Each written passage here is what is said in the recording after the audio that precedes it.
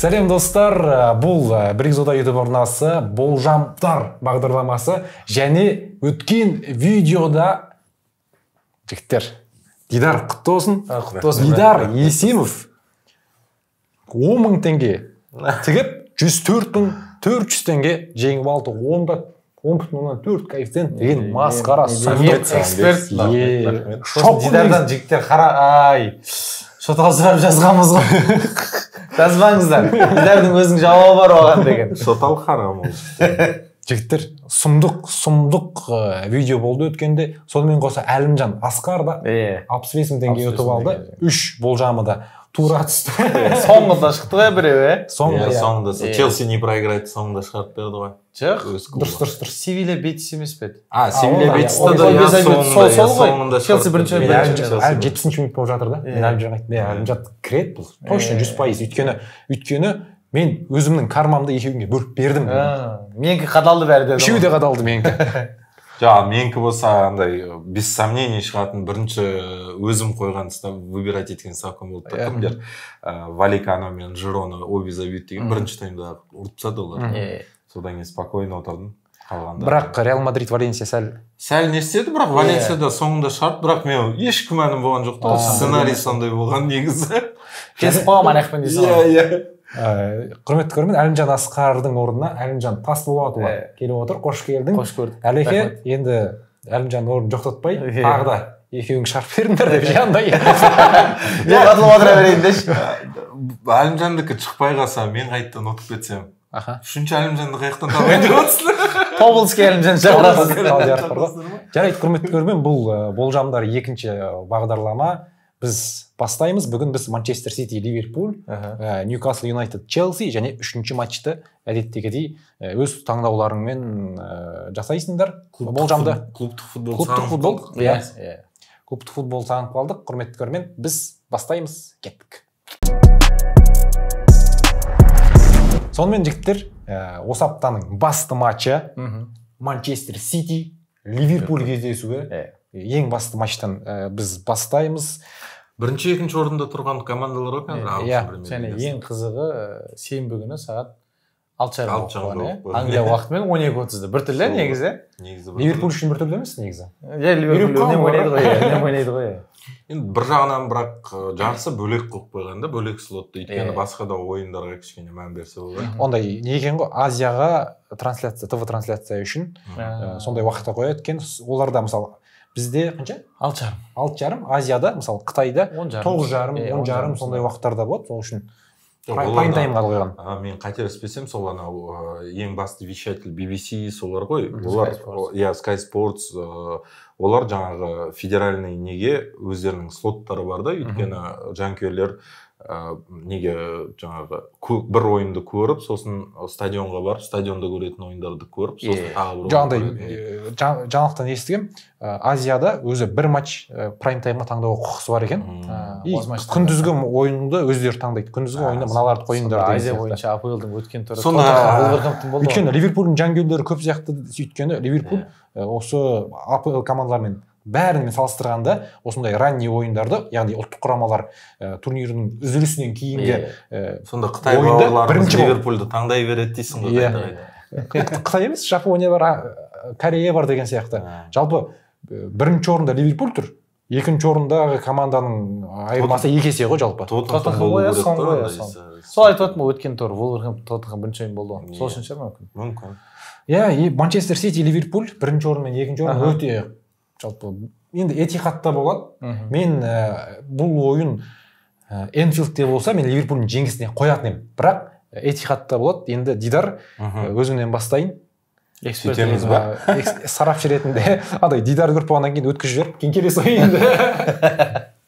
Жоқ, негізі енді өзіміздің эксперттігімізді көрсетіп қойдық қой.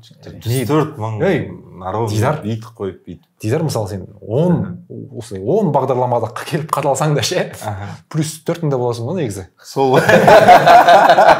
Солай дейсің ғой. Жоқ, негізі мен ойлап отырмын, андай осыдан аз коэффициент қазір қойсам, үш ойыннан шығарып, ол как шаг назад болып қалады да. Сол үшін қазір рекордты жаңарту керек деп ойлап отырмын. 104 болса, одан да астырып, жалпы экспрессті. Мынандай сөз бар ғой, жадность губит фраера. Ондай да бар, бірақ ұтылып қалсам ұшып кетемін ғой. Күн соңында тоқтап қалатын шығармыз.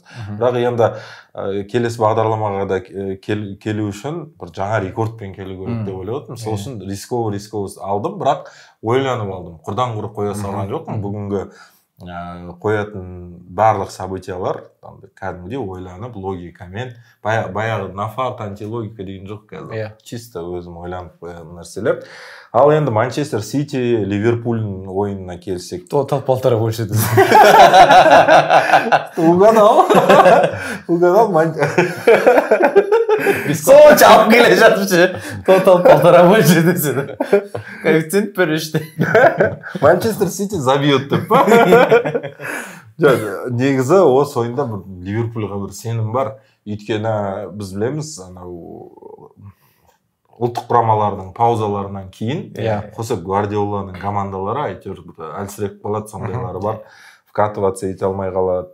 Сосын жалпы осы Юрген Клоп пен Пептің противостоянияларында бастапқы бір 3-4 жыл Юрген Клоп доминировать етіп жүрген, негізі өйткені именно очный противостоянияларын айтамын да. Жалпы лиганы Сити көбірек ұтып жүрсе де, бірақ осы екеуінің арасындағы кездесуде Юрген Клоп тактикалық тұрғыда Ситиға ең бір қиын соперник болатын. Сол қазіргі таңда Ливерпульдің бастап көшбасшы футболшылары, сол Доминик Сабаслай, Мохамед Салах, Дарвин Нунестер барлығы бір бабында сияқты қазір ең бір тыныққан бір күшті формасында деп ойлап отырмын. Сол үшін Ливерпульға сенемін негізі осы ойында. Ливерпуль полтора больше деп қояйын деп отырмын. 1,5, яғни 2 гол соғады деп ойлап отырсың. 2 гол соғады Ливерпуль деп отырмын. Бір ой болды, Ливерпуль не проиграйды деп. Бірақ оның коэффициентіне қарап, енді кішкене рекордты жаңартамай қаламын деп, сосын Ливерпуль 2 гол соғады дегенге не істеп отырмын, полтора больше, 2,8 коэффициент. 2,8. Керемет сияқты. Бір экспресстің құны ғой негізі. Бір один вообще. Қабылданды. Бізде правила баяғыдай ғой, бір жарымнан асырмау. Бір жарымнан сен кенді, екі жарымнан төмендетпеу керек дейсің ғой. Ауыр екен. Мен қайта берейін. Сен мынандай менің 3 ойыным осыдан сәл ақылген ғой, сен мен қайта берейін. Сен бір жарымнан 3 жида баратсың сонда. Әлімжан, енді сеніңкі қандай болып тұр енді? Мен енді былай келейін. Не ойлайсың бұл матчта? Айтқанмен келісемін негізі, жаңағы Пеп Гвардиола үнемі ұлттық құрамалардың ойыннан кейін анау болады, мынау болады, ойыншылар жаңағы ұлттық құрама жаңағы барынша қолданып тастайды, тонуста емес, травма болады, жарақат алып кетіп, үнемі жылап жатады ғой. Бірақ мен бұл жерде ойындарды қарадым, жалпы қазір білеміз. Енді ақпаратта шығып жатыр ғой, Эрлинг Холланд ойнамайды дегендей. Бірақ Ливерпульдің да қорғанысы қазір қатты бір мықты емес. Эндрю Робертсон сынып кетті. Цимикас ойнап жүр, Ван Дайк та баяғыдағыдай емес. Канате де под вопросом. Канате де под вопросом. Енді Ситиге келетін болсақ, Холланд менің ойым ойнайтын сияқты. Себебі әлі ол толық айтылған жоқ, ойнамайды дегендей. Мүмкін екінші таймға шығып. Ойнамаса да ол жерде Хулиан Альварес бар, және біз білеміз. Бірақ Альварес Аргентина ойындарынан кейін, жалпы Латын Америкадан кейін шаршап қалуы мүмкін. Шығып келгеннен кейін жоқ, Пеп ойнатады оны. Пеп ойнатады. Жас қой енді. Фил Фоден бар, жаңа Атианты девяткамен жақсы ойната біледі ғой негізі Сити. Менің ойым, бұл жерден статистиканы қарадым, жаңада да кішігірім зерттеу жасадым. Соңғы 10 ойынның 8-інде ойбе забит болған екен. Екеуінде ғана бір команда гол соқпаған екен. Біреуінде 1-0, бірінде 4-0 деген есеп болған екен. Соған енді барлығын ойластыра келе, қазіргі таңда Ситиде гол жібереді, бұрынғыдағыдай тасқамал қорғаныс жоқ, себебі Натан Акеда жарақат, Стоунс жоқ, Өткен Челсиге қарсы ойынды көрдік. Челсиге қарсы ойын вообще 4-4 болып кетті. Дарвин Нунездің де қазір жақсы формасы, Салах өте керемет формада, сол үшін мен енді Дидар сияқты қатты рисковать етпеймін. Бұл жерде 1.53 ойбе забит, да. Бір жағынан сенмен келісемін, өйткені алдыңғы соңғы ойында Холланд болған жоқ қой. Алдыңғы маусымда ол жерде Альварестер сол шықты. Бірақ Гюндоган, Де Брюйне болды. Кішкене басқа құрам, бірақ соның өзінде енді Холланд решающий фактор болмай қалды осы противостояние. Бірақ енді өткен жылғы Ливерпуль мен қазіргі Ливерпуль салыстыру қиын. бірақ қазір мықтырақ. Сити енді өз үйінде ойнап жатыр, жаңа Этихадты өздерің айтып қалдыңдар. Мен негізі 2-2 мүмкін сол Челси сияқты бір перестрелка болып кете ма. Бұл жерде екі вариант қой. Тез гол соғылса, перестрелка басталады. Ал бірінші таймда 1-2 моменттерде гол соғылмай, ойын сушицетіліп кетсе, онда ешқайсымыздың ставкамызды шықпайды. Бірінші ойыннан сразу кетеміз. Кішкене енді осы видеоның барысында офф-топ ақпарат айта салайық. Бұл жігіттер біз өзіміз үшін, өзіміздің қызық ойынды қызықтырақ етіп көру үшін, жалпы сараптама жасау үшін осылай бәс тігіп жарыс сайыс ретінде қабылдаңыздар бұл видеоны. Яғни біздің бәстерімізді тура қайталап, ертең қадалып, ойбай сен кінәлісің, ой не үшін бүйттің, сөйттің деген артық әңгіменің мүлде қажеті жоқ. Керек болсаңдар, керісінше жасаңдар. Қазір менікі особенно.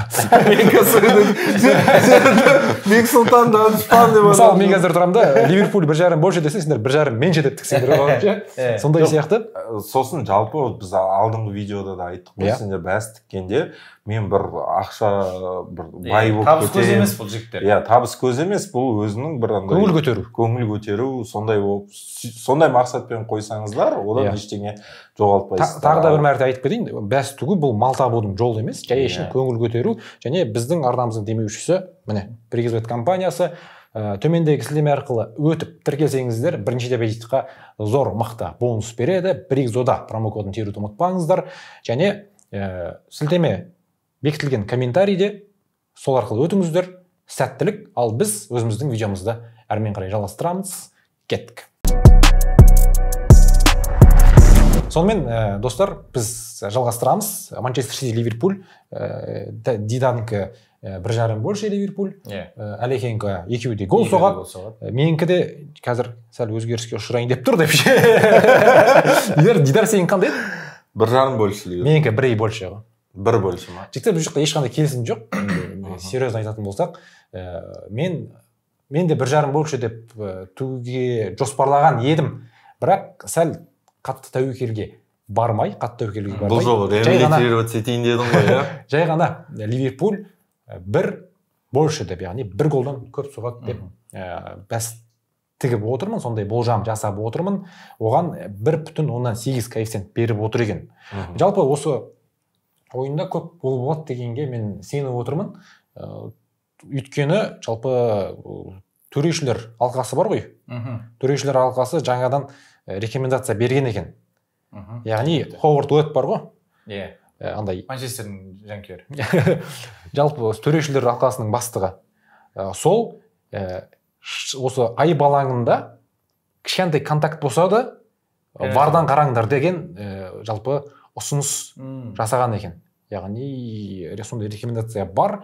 Сонымен қоса андай мысалы қарсылас ойыншыға бүйтіп сары қағаз бер деп сұрайды ғой. Сол кезде де жаңа өзгеріс болды. Егер сөйтіп сұрайтын болса, сұраған адамға сары қағаз беретін болды.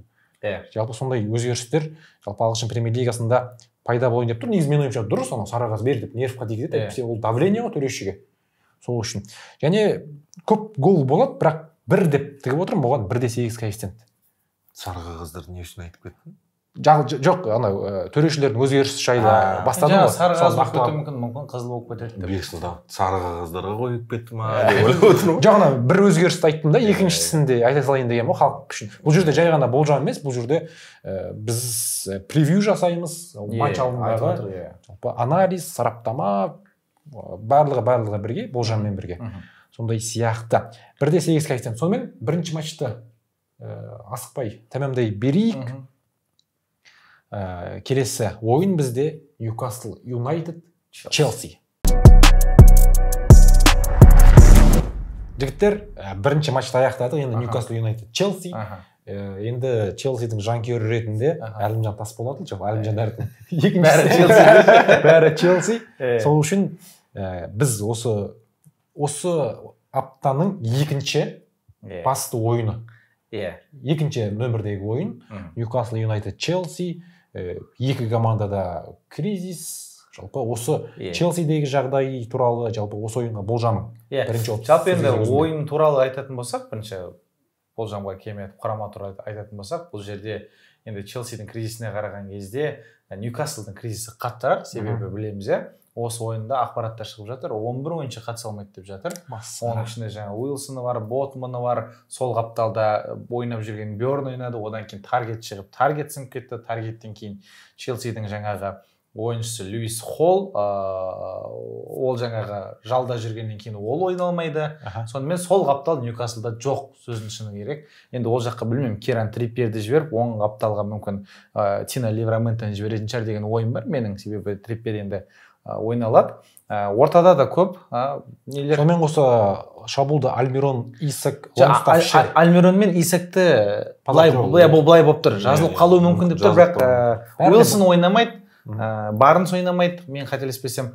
В общем, былай алғанда основной обойма деген сөз бар ғой, негізгі жаңағы саналатын ойыншылардың көбісі жоқ. Основной қосалқы обоймада жоқ сияқты. Әлеге қазір Ливраменто Челсиға дым қатысы жоқ. Жоқ, ол Саутгемптонға сатып жіберді, Саутгемптоннан сатып алудан қатысы жоқ. То есть андай өзінің тек қана Холл ғана ғой аренда. Иә, Холл ғана аренданың жаңа пункт бар, өзімізге қарсы ойнай алмайды деген, сол үшін ойнай алмайды. Енді Челсиға келетін болсақ, соңғы ойындар енді шүкір, кризис болғанымен, қанша не болғанымен енді команда енді құралып жатыр. Нкунку келді, травмадан мүмкін дебютін алып қалу мүмкін. Арманда Броя. Маусым барысында күшіне Арманда Броя жарақатынан жазылып, тренировка жасап жүр қазір.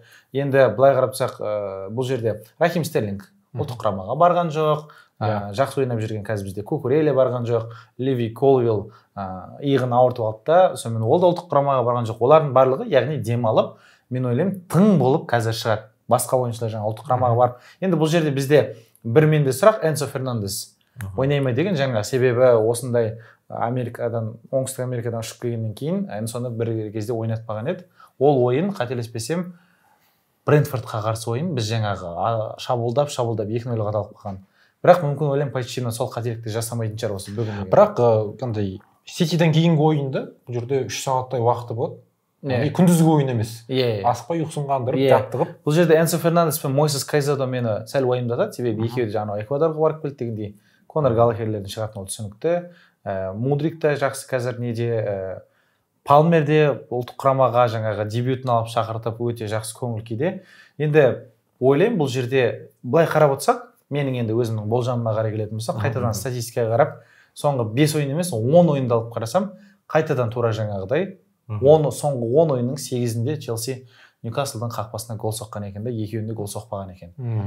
Енді жаңағы проблемалардың барлығын біле тұра, негізгі жаңа қорғаушылары жоқ, орта жоқ, біздің ойыншылар қазір формасына еніп келе жатқаннан кейін, жігіттер, мен бұл жерде айтайын, менде жалпы бүкіл мен болжамдарымда минимум риск, жаңағыдай минус 1,5, там победа по 2 первом тайме общий победа деп емес.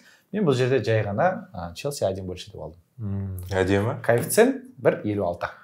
Сен тура минимуммен келатсың ғой. Мен жаңа регламентте сәл ғана асырып қой. Сен 1,5 не беріп тұр деп. Мен андаймын ғой бүйтіп, көшеде 60-мен өтетін жерде 62-мен өтіп жүретін адам 70-ке жақындатпайшы, камера түсірмейді дегенде. Сол сияқты ғой.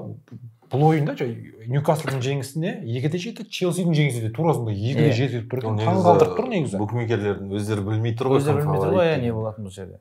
Бірақ басында ой болған негізінде Челси 0-0 деп алсам ба деп 1.94 беріп тұр екен. Бірақ Ньюкасл өз алаңында болғаннан кейін бәрібір де Сент-Джеймс паркта. Сосын жаңағы ой келді, Энсо Фернандес пен Мойсес Кайседо қалай болады екен? Егерде олай ойнамаса бізде жаңағы Конор Галлахер жалғыз өзі қалып кетеді, қалай болады екен деп сол оймен алдында бір гол соғатынына мен сенемін. Бірақ Энсо аман есен деп ойлаймын мен. Жоқ, Энсо аман есен ұшып келуі қалай болады? Энсо жақсы көңіл күймен келді ғой, негізі олар Бразилияны ұтып. Сосын қырылыс болды, төбелес. Альварес бір самолетте келеді ғой. Бәрі бірге ұшып келеді ғой. Просто жақсы көңіл күйде деймін да енді. Жалпы көңіл күй жақсы ғой. Бразилияны жеңді. Жалпы Ливерпульде де мысалы Макалистер үшеуі мысалы келеді. Тиаго Силва қазір ұлттық құрамаға бармайды. Жоқ, барған жоқ, ол қалды, жаттығуын жасап жүреді. Оның да көңіл күйі нормальный значит.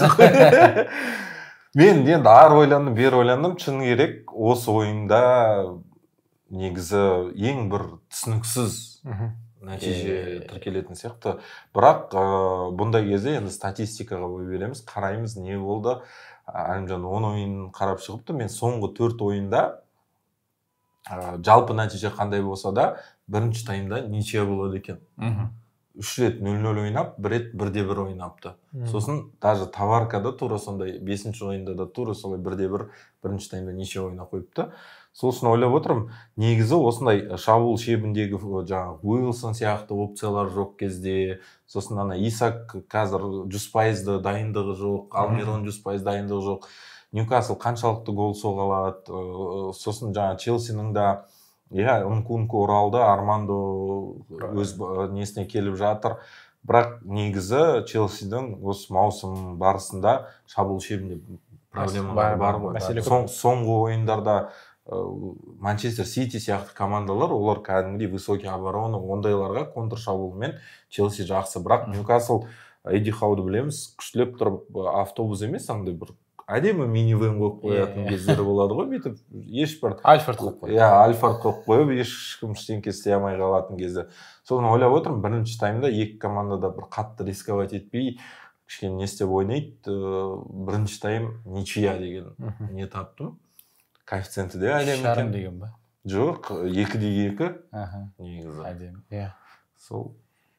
Бұл ойында жалпы өте дұрыс айттың, нақты айту қиын, Ньюкасл жеңеді. Бірақ логикаға салсақ, Челси ұтып тұр. Логикаға барлық плюс пен минусты бүйтіп тізіп шығып, екеуіне қарап салсақ. Соңғы ойындарында қарасақ та Ньюкаслда қазір бір керемет форма болып жүрген жоқ. Өйткені Борнмутқа 2-0. Борнмуттан 2-0. Соңғы 2 ойын ұтылып отыр ғой Ньюкасл. Боруссияға ұтылып отыр деген. Бұл жерде бір тәуекелді бәс бар еді, бірақ оны таңдаған жоқпын. Пенальти болады деген. Бірақ оны таңдаған жоқпын. Мен жай ғана удаление болады деген тыңдадым. Сондай болса. Сарағазда мен анада ұлттық құрамалардың осы жерден сөзін бөліп жіберейінші. Ұлттық құрамалардың ойындары болды ғой. Сосын Франция Фарермен ойнады. Францияның победасына 1-0 беріп тұрды. Сосын сояқтан экспресске не алам деп. Франция победасын алды. Жоқ, күшті нәрсе тауып алдым да. Мбаппе забьет с пенальти дегенге, 6,5 кеп беріп тұрғанда. Соны экспресске қоям. Сол күнде мені Англия полтора сондай бір Мальтамен ба или Македониямен ба сондай бір ойынды бойшын қадап жүреді. Англия 1,5 кеп қадап жүреді да, ана 6,5 кеп экспресске шығып кетеді ғой. Ничего себе. 1,5 демекші, бұл жерде де 1,5 коэффициент таңдап тұрмын менде. Ровно ма? Челси 1 голдан көп соғады. Один больше ма? Сен де сондай ба? Менде сен әйтеуір менде сәл көп төді. Как минимум возврат болады менікі деп отырсың ғой сен жібексіз. Мен жалпы постоянно сөйттігім. Жалпы қазір осы болжамдар бағдарламасында да өзімнің бұрыннан келе жатқан каперлік тактикамды ауыстырмай, қалай келе жатыр солай. Соға минимум рискі ауыстырмай. Баяғыда сен 100,000 деп қойшы едің, қазір 10,000 деп қой қалсың ғой. Сонымен қоса бізде мынандай, біздің бағдарламада мысалы 10,000 теңгеден асырмаймыз. Мысалы Дидар 100,000 теңге ұтып кетті да, бірақ бәрібір 10,000 теңге отырмыз. Сол дұрыс. Сол дұрыс, өйткені енді капелдің екінші саңы банктың 10%-ын қой деген сияқты. Банктың 10%, жаңа бұл айтып жатыр ғой, бұл біз өзіміздің арамызда бір қызық қой, бұл жерде бір табыс табу көзіміз. Соққы жедік ол телеграм арнасында ше. Көрдім жандар жылап жатыр. Көрдім. Жігіттер, сендер кейбір адамдар түсінбей жатқан шығар. Бұндай, мысалы, Дидардың оң коэффициенті, Әлімжанның 6,5 коэффициенті шығу вероятності 1% ба, 2% ба, сондай ақ негізі. Екеуіңкі де бірдей шығу ше. Бұл негізі 1%, 2% емес. Қара, сенің оң коэффициент шығу 10% дұрыс па? Жоқ, 10% емес, жоқ. Онан да кішкене аз. 7-8%. Әлімжаныкі де сондай. Әлімжаныкі 10 деген жарайды. 10-15. Екеуіңкі қосылса, мысалы, одан төмен түседі ғой, математикалық тұрғыда. Сол үшін өте таңғаларлық болды. Жарайды. Менде бір больше, жалпы осы ойын туралы мен қатты тәуекелге барып отқан жоқпын. Бірақ бұл ойында да өте көп гол кіреді. Бірақ сен де Челсині фаворит болып выделять етіп отырсыңдар ғой. Екеуің де Челсині фаворит болып. Өйткені сол басты мәселе Ньюкаслда өте көп травмалар. Бабында емес, сонымен қоса Челси Ситиге қарсы ойын көрдік. Жалпы тең нәтижесі андай жеңіс ретінде қабылданды ғой. Соңғы минутта есеп теңестіріп кеткеннен кейін. Бұл жерде андай ғой. Бұл 1 бөлшін жасау Челсидің қолында болып тұр ғой. моменттерін қолданады. Реализацияға бізде сол проблема. Соны жасаса, ол бір больше жасайтын момент болады Челсиде. Железно. Стандарт болсын, не болсын, әйтеуір шығады ғой. Ситиде андай ғой. Ситидің қақпасына бір матчта бір 2-3 мүмкіндік болады. Сол біреу әйтеуір гол болып саналады ғой. Андай Барселона сияқты андай өте жоғары ойын командаларға ұқсас қауіпті қарымта шабуыл болса 50% гол деген сөз. Сондай сияқты өте көп болады. Ньюкаслда сондай. Жігіттер, біз екінші матчымызды аяқтадық. Өз таңдауымызға көшеміз. Мен любимый рубрика. Қабылданды. Біз жалғастырамыз. Сонымен біз жалғастырамыз. Үшінші матч. Жігіттер, жалпы біз өзіміз үшінші матчта өз таңдауымызды, өзіміздің қалаған матчымызды таңдап, сол ойынға болжам жасаймыз. Жаңа Дидар Челси Ньюкасл Юнайтед ойында бірінші таймда тең нәтиже деп айттың. Еске бір тағы да бір түсіре салайық. Жалпы келесі ойында қандай болжам деп отырсың? Жалпы қандай матчты таңдадың? Сол ғой, ең қиыны матч таңдау ғой. Выходной күндері. Мен ойладым, өзім жүргізіп жүрген мүмкін сол Португалия немесе Нидерланд чемпионатынан бір нәрсе көремін ба деп, өйткені көп гол соғылатын чемпионат, Эредивизия. Бірақ ары қарап, бері қарап, АПЛ-де де күшті ойындар бар, Брентфорд, Арсенал сияқты, Арсенал несіне. Бірақ қиын Брентфордқа қарсы. Соның бәрін ойланып, тым қатты риск болады. Ал маған сол рекордты жаңарту үшін тағы коэффициенті де көп, бір андай уверенный ойын керек болды да. Лесинг астин. Жоқ енді. Экспресстен лесинг. Онда 4 коэффициент болған ғой экспресс. Соны көбейту керек еді. Соны ойланып таптым. Негізі бір верняк вариант сияқты, жаңа ЖБ 100% деп жазады ғой. Сондай болайын деп тұр. Өйткені негізі осы маусымда ең бір неудачливый командалардың бірі ол Унион Берлин. Өйткені олардың жанкүйерлері көп күткен бұл командада. Жазғы маусымда неше түрлі усилениялар болды, жаңа Госын сияқты футболшылар келіп, оларда Банучи келді, ақша жағынан проблема жоқ. Кәдімгідей амбициясы зор команда болғанда, бірақ осы маусымда сол Фишердің кімдері, подопечныйлары ештеңе көрсете алмай жүр. Қазіргі осы жылда болған соңғы жаңа халықаралық паузада бір тынығып, Бундеслига оралғаннан кейін осы ойыннан бастап жаңа на победный путь возвращаться ету керек деп ойлаймын. Сол үшін осы неде прям қатты сеніп отырмын. Унион Берлин Аусбургқа қарсы ойнайды. Тым қатты қарсылас емес. Аусбург көп гол жібереді. 24 гол жіберіп алды ғой осы маусымда. Соларға қарсы Унион үйде ұтатын сияқты. Унион П1 деп қойдым.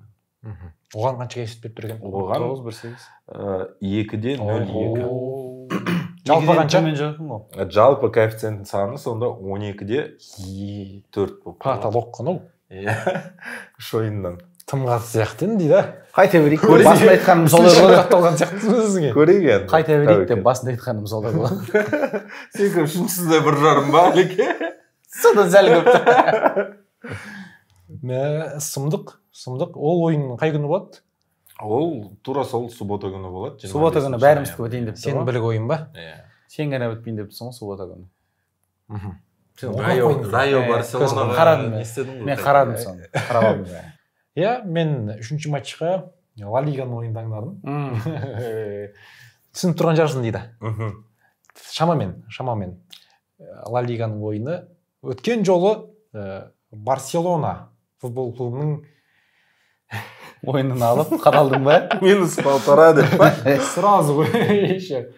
Жоқ, олар құдайға шүкір победаңды шығарып берді. Кіші жанкүйер ретінде кішкене қуанды. Соған да шүкір десек болады. Утешительный. Бұл жолы сонымен қоса мен айтпақшы, ең бірінші ойын бізде өткен аптада Реал Мадрид Валенсия еді ғой. Валенсияға мен -2 деп па, сол бір -1. Жоқ, фора +2 деп қойдың сен. Валенсияға -2 деп қоймайсың ғой. +2 деп, керісінше. +2 деп қойында сразу қадалдым. Сразу қадалдым бірінші таймда. Тұрып бірінші ойында. Қарбақал. Ар жақта бір қарасам 5-0 болады. Қоя ғой дедім да, кейін барып барлық карманымды. Жазды ғой, Бексұлтанға айтасашы, Бексұлтан қоя ғой андайыңды деп. Солай отырмын ғой. Барлығын кейін барып, осылар кейін сол кездесуде Валенсияға соғып кеткенде мә қатты қуандым мидар үшінші прямо жанкүйер жоқ сол Валенсия соққанда уже сенім болды негізі жоқ мен ар жақта қатты қуанғанды айтамын да дидар красавчик деп өйткені ар жақтары өтейін деп тұрған білініп тұр да ең көп коэффициент сол еді 2,9 коэффициент басын жоқ керісінше бір жоқ ол обе забит и п1 болды ғой ол кезде тек қана обе забит 2,8 ба сондай 2,8 ба сондай болып тұрды сосын жаңағы бірінші Реал п1 шығарып тастады да план бойынша сосын Валенсияның голы керек сонымен мен өзімнің қатемді қайталамауға жалпы сен қатең маған кетіп қалмаса болды мен сенің қатеңді қайталайын деп отқан сияқтымын сезіп отырмын қатемді қайталамайын деп сен бірінші қазір анау бәсіңді айтқанның алдында айтып кетейінші Барселона соңғы 4 ойында Райо Валлекано ұмыта алмады білесің ба өткен жылдары енді соңғы 5 ойынның біреуін ұтқан ондай статистика жалпы мысалы жоқ ол маусымның екінші жартысында екінші айналымда ғана бірінші айналымда қандай болған еді деп қана анализ жасалған ал өткен арғы жылдар ол мүлдем басқа барса мүлдем басқа Ливерпуль деген сияқты мүлдем басқа Барса болуы мүмкін бірақ мүлдем басқа Райо Валлекано болып қоймайды ғой өйткені ондай командалар жалпы бір стилистикада жұмыс істейтін командалар мүмкін Барсаға менің андай көзқарасым басқаша екен жарайды иә сол Кадис Реал Мадрид ойыны енді түсіндіңіздер және Реал Мадридтің пайдасына болжам жасап отырмын сен қателігіңді түсінген сияқтысың бала Реалға қарсы бір-ақ рет бәстестім анау Манчестер Сити Реал Мадрид ойнаған кезде соққы жердегі голда Әлімжан екеуміз бәстескен едік кім жалпы жеңіледі сол қарсылас команданың эмблемасын бетіне бояйды деп иә сосын Ситимен отырды Әлімжан ғой Ситимен сол кезде ғана Реалға қарсы өтіп кетті қайталана ма деп ойлап едім бірақ қайталанбады Ла Лига бұл жолы Кадис Реал Мадрид мен -1 фора деп қойып жатырмын Реал Мадрид па 1,83 1,83 коэффициент беріп тұр және менде жалпы 3 болжамды қосқанда 5 коэффициент шығып тұр мен қайта берейін деп айттым ғой сендерге негізі оңай емес негізі қонақта ойын сосын андай болып қалады ғой жалпы Кадис енді аутсайдер ғой иә сол именно сондай аутсайдер явный аутсайдерлерге бір тіреліп қалады да бір сондай бір нәрсе болып андай 0-0 болып қалды иә сол қатып әйтеуір Винисиус психовать етіп удаление Винисиус травма онда ұтады ғой переобуваться етіп кеткенсің ба нахады Винисиус травма ардагерлер қайттан кетіп жатыр енді Реал Мадрид басқа ойыншыларда бар жетеді ғой Джуд Беллингем бар ғой Джуд бар ғой Джуд иә жалпы менде 5 коэффициент енді Әлімжан менде ой болды 3 ой болды Кёльн Бавария Кадис Реал Мадрид сонымен жаңағы Райо Валлекано Барселона ма деп ары қарай Бавариядан істесем екен -4 алассам ба екен кейіннің формасы жақсы иә или Реалда победа алассам ба екен деп сонымен андай шешімге келдім мен жалпы андай знак дегендерге қатты не қыламын да андай назар аударам кейде бір знак болып қалса мысалы мен кейбір жерлерден бір 9 деген цифраны көріп қалсам мен өзім 9 деген цифраны жақсы көремін даже инстаграм өзі Әлімжан 9 ғой болды мен типа жолым болады дегендей келіп бүйтіп ойланып отырсам Барсаның формасы тұр да тура алдымда ше болды дедім да Барсаның победасы 1,69 ба сондай ғой олар 1,63 ба сонымен бәрі Әлімжан қойды деп түсіре салған сонымен жаңағы айтпақшы минимум риск ешқандай мен басынан айттым мен қайта берейін жігіттер дегенім 3,89 деген бағана Бексұлтанға айтқанды сен де естідің соңғы 4 ойында Барса иә естідім бірақ енді нанода бар ғой когда-нибудь всей серии ескенес дегендей мен ойламаймын Райо Валлекано қашанғы Барселонадан ұпай ала береді деп иә мен де ойламаймын сол менің ойым осы үшеуі жалпы 3 ойын Сити Ливерпуль обе забьют Челси 1 больше Барса победа жалпы коэффициент қанша болып тұр менің 89 менің ең азы ғой өзі былай болып отырық қой лестница болып отырық қой 12 5 и 3 3,8 ба 3,89 3,9 дей берсейші 3,9 4 қой почти сен сонда ұтсаң біз ұтылып қалсақ сен біздің елі как бізді ғана плюсқа шығарып ғой даже общий қаншаға 8 теңгеге общий осы болып шықтың пайда жасырамыз 9 теңгеге 9 теңге плюс Дидарда ешқандай уайым жоқ 10 видео алдын ала шығарып қойды уже ол ше мен жалпы осында минимум рискті жақсы көремін жігіттер енді дұрыс мен сияқты екен ғой менде де былай мен 1,5 емес 1 деп те саламын дегендей иә құрметті көрермен жалпы осындай болжам жасадық үш ойыннан жалпы жігіттер барлығымызға сәттілік шамалас екен, бір бірінде противоречить ететін бәстер жалпы жоқ екен, жоқ екен, осы. Мысалы, үшеуміздікі де шығып кетуі мүмкін. Үшеуміз де қаталымыз мүмкін деген сияқты. Ньюкасл Юнайтед бірдеңе істеп тастасам. Және біз асықпай өзіміздің видеомызды қорытындылай берейік. Жігіттер, не дейміз енді? Шыға берсін бәстеріміз қайта-қайта. Рекорд жаңара берсін. Тағы да бір мәрте қайталап өте салайық.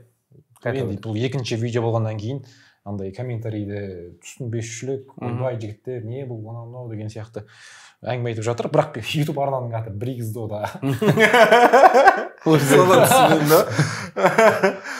Ой, жігіттер ол анау мынау деп сонда YouTube каналға кеп пікір не қыласың. Бірақ андай футбол аудиториясы жалпы осындай букмекердің жарнамасына үйреніп қалған, өйткені өздері бәстейді мысалы ше. Жалпы спорт пен букмекерлік бұл байырдан атам заманнан бұл. Жалпы анау острые козырьки деген кино көрсеңіздерде, Бирмингемдегі букмекерский контораны жаулап алады ғой мысалға. Сол жерде бүйтіп қарасаң, Бирмингем, Челси, Астон Вилла деп тұрады командалардың аттары. Жалпы андай, менің ойымша, бұрыннан келетқан дүние ғой. Андай мүмкіндік болса, андай қазір 21 жастан жоғары деген заң бар ғой. 21 жастан жоғары плюс талбандарға ставка төлемейді. Галочка тұру керек қой. Верификация ма? Андай удастырыппен бүйтіп өтесің ғой. Сол кезде андай как-то определять етеді. Сенің андай соққы және гол Бригздо YouTube арналарына жазған комментарийлерін тексеріп, далбансың ба, далбан емессің ба?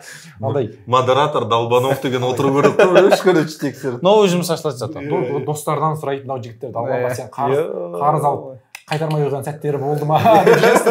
Не деген жұмыс орнын ашып жатыр Бекс. Жоқ, негізі оны нейросетті де үйретіп қойса болады ғой сондайларды. Далбандарды тапты, солар банкқа кіргізді деген сияқты. Шыны керек андай мақұл. Өз ақшаңды қалай бірақ кредит алып қарыз алатындар. Сөйтсе бірінші үшеуміз кіріп кеткен. Банға. Жігіттер, әңгімемізді аяқтаймыз. Мына далбан 12-ге қойып тастап түспайсың. Ана отыр 3-9 деп. Эксперт шақырып отырса деп. 3-9 минимум риск деп отырды. Үшеуді қалып қалса. Жігіттер, ладно, өзіміз видеомызды аяқтаймыз. Дидар Есенов, Әлімжан Тасболатұлы. Жігіттер, біздің базарламаға келгендер көп рахмет. Егер жеңімпаз Чемпиондар Лигасының финалына барады. Келесі апта. Жоқ, мен тағы бір-екі осындай бағдарлама барады. Кешегі 100 мың теңге болса, ар жақ 120 мың теңге үшеуі қосылып береді де жатады, жетеді. Жалпы видеомызды аяқтаймыз. Чемпиондар Лигасында жеңімпазбен жүздескенше жігіттер, рахмет. Құрметті көрермен, видео ұнаса лайк басып арнамызға тіркеліңіздер, комментарий жазыңыздар. Сіздермен бірге болған Бригздода YouTube арнасы Бексұлтан Кеулім қос. Сау болыңдар. Барлықтарыңа рахмет. Сәттілік. Бізге сәттілік. Сәттілік.